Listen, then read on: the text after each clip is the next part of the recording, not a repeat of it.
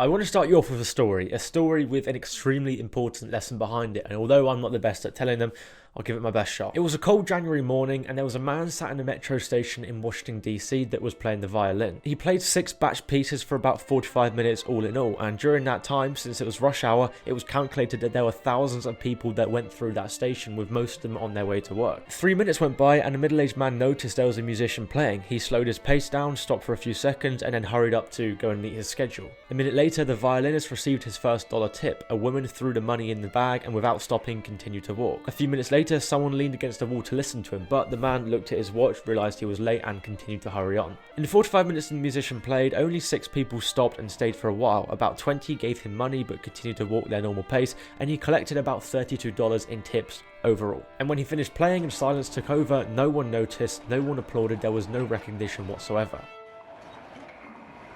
No one knew this at the time, but the violinist was actually Joshua Bell, one of the best musicians in the world to ever play the violin, playing with a violin worth $3.5 million. And 2 days before playing in that metro station, Joshua Bell sold out a theatre in Boston, averaging $100 per ticket. And this is a real study that was done, and one of the possible conclusions could be that if we don't take the time out of our day to appreciate true music, then what else are we missing? But that's not what I took out of this lesson. Not that people don't appreciate true beauty, but when Joshua Bell played in a metro station with the same skills that he used to play in the Boston theatre, no one cared. Nothing came out of it. He got rewarded the most for his skills when he sold them to the right people in the right environment with the right systems behind it. And if a world famous musician can sell his skills so incorrectly, imagine the impact it's having on you not knowing how to sell your skills properly. And this perfectly explains why you struggle again and again and again to make any kind of money through the skills that you have. And so I'm going to help you flip that on its head. So stay with me for the next 10 or so minutes, and I'm going to tell you how you can make money with any skill that you have. And if you don't know me, my name's Callum. I'm a 20-year-old entrepreneur who has ran and grown 4 businesses, and I understand your position. I've been through the business models. I've tried them all. I've failed. But the one thing I took away from all of them is that they're all just a combination of skills merged and stacked together with a nice, pretty name slapped on top of them. Like SOMA is just sales, copywriting, project management, people management, media buying, with SOMA, the label, slapped on top of them. And I'm a true and a firm believer that anyone can make money with any skill that they have, because that's what I did myself. So let's get into it. Step 1 is to identify the problem that your skill can solve. You need to understand that your skill has to solve a problem if you want to make money through it, because that's how all businesses are created. No matter what business you look at, what the size is, how old it is, every single business solves a problem. For example, if you search up the top 500 companies in the world, no matter which one you pick and land on, if I just scroll through, let's say UPS, for example, they solve a problem. They solve the problem of people needing to get a product or a package or something from A to B quickly, and UPS have found that problem and solved it with their service. And you could do this with any company that you wanted to, and you would all come to the same conclusion. The company solves a problem, and it's the same thing with your skills. Which means if your skill doesn't solve a problem, then you won't actually be able to sell it to anyone or make money for it, because there's no demand for it. For example, the way I started myself was through social media management. I quite literally put on a suit and tie, went round to restaurants in my area and asked them if they needed help with their social media, because I knew that these restaurants run by older people typically have no clue what they're talking about when it comes to social media, and I was like, that is a problem. And obviously, to get customers into their business in the modern day, you need to have a good social media presence. So I was like, I can solve that problem for you, and that's the service that I ran. I originally signed 3 clients whilst being at college and made £1,200 per month, and that's what kickstarted my whole journey. But it was all about finding a problem and then trying to create a solution to that problem, which means you have 2 options: either take the skill that you have established and find the problem that it solves, or go problem hunting and then create a solution around the problem that you find and then match it up to your skills. Next is going through the process of skill stacking. Now, if you don't know what skill stacking is, essentially is adding complementary skills that benefit your original skill. For example, with myself, I originally had the skill of social media because I understood social media like the majority of you do as well, but I thought to myself, after trying and failing to get a client on social media, my skill doesn't actually solve a problem. Or it wasn't even that, it was more about the fact that my skill is nothing special. And so I went out of my way to learn social media growth specifically, and this was about learning the algorithms, it was about learning what does well, what goes viral, how to cultivate an audience and this kind of thing. And that was the skill that I originally sold. Social media just wasn't hacking it for me, and so I learned growth on top of that, and now I was like a social media growth professional, right? You get the idea. The way I see it is that skill stacking is almost like a tool belt, right? You have tools in your tool belt, and each tool you have is a skill.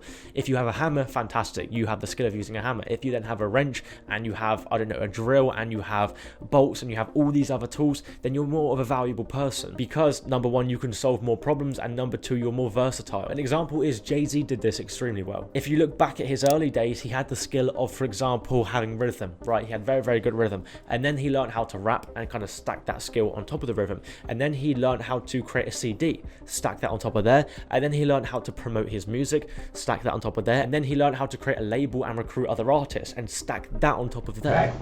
And I don't sign songs, I sign artists. And that's what made him the billionaire he is today. And it's worth noting that skill stacking doesn't mean you have to stack brand new skills on top of your skill. It can also just be about the knowledge that you now have. For example, if you get the skill of sales, amazing. But what if you then went and developed the knowledge about the luxury market? Now you know luxury sales, right? And you've just like tripled your value output. So whatever skill you have, ask yourself the question, what can I stack on top of this that will make my skill overall more valuable? Typically it is right in front of your face. You just have to actually go and do it yourself. And now we move on to finding the right market to sell your skills in. As you learned in my story at the start of this video, market is everything. It's why when Joshua Bell tried to play his music at a metro station, no one cared because it wasn't the right market, it wasn't the right setting. But when he sells it in a Boston theater, advertises it and markets it properly, then he is hitting the right market, the market that will pay money for his skills. And the way it typically goes is that every skill that can be sold always has a market where it can be sold for more money. So let's say you had the skill of photography, for example, right? You could do wildlife photography, amazing, that's one option.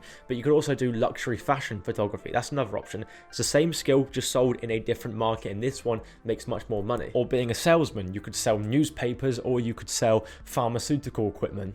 You know, same skill, different market. Or for myself, I could work for a company doing social media management and be paid £600 a month on a good contract, or I could go out of my own way, get 4 clients and be paid £1,800 a month for doing the same skill, selling it in a different market. So when it comes to finding the right market, it's all about just finding where your skills are most valuable. Typically, like I say, there is always somewhere better that you can sell your skills, always somewhere more valuable. And it doesn't mean that you'll be able to sell your skills in the most valuable place straight off the back. It sometimes, or the majority of the time, means that you have to climb the ladder. Like, no one will give you the opportunity to become a luxury fashion photographer if you don't start off somewhere with weddings or, I don't know, with cars or whatever it is. So it doesn't matter where you start, it's all about having the vision of where you want to end up. And the final step to selling your skills for money is all about creating an invaluable offer. Or in other words, creating an offer that is an absolute no-brainer for the person that needs your skills. And your offer has to be a no-brainer because no matter how valuable or good your skills are, your offer is everything. So here's a way that you can kind of create your offer and piece it together to make it as valuable as possible. Number one is making it so that your offer has no risk associated to it. So for example, if my skill was growing on social media and I was working with you and I said, here's my offer to you,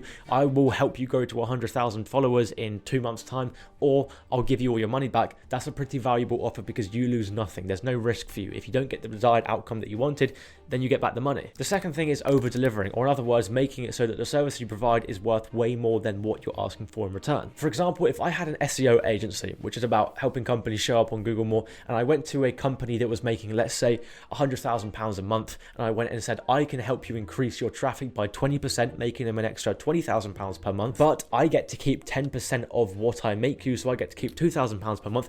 I'm making them 18,000 whilst I'm keeping 2,000. Therefore, the service I'm selling is worth way much more than I'm asking for in return, and it makes it an absolute no-brainer for the company to want to work with me. And thirdly, focusing on the emotion and the result that you're going to deliver. For example, me doing social media management for a restaurant is great. I could get them a couple of likes on Instagram, but if I say to them, getting you a couple of likes is going to get more people to want to come to your restaurant, which is going to make you more money, which is going to push you further towards that car that you want to buy and make you happy and be able to drive off in your own car.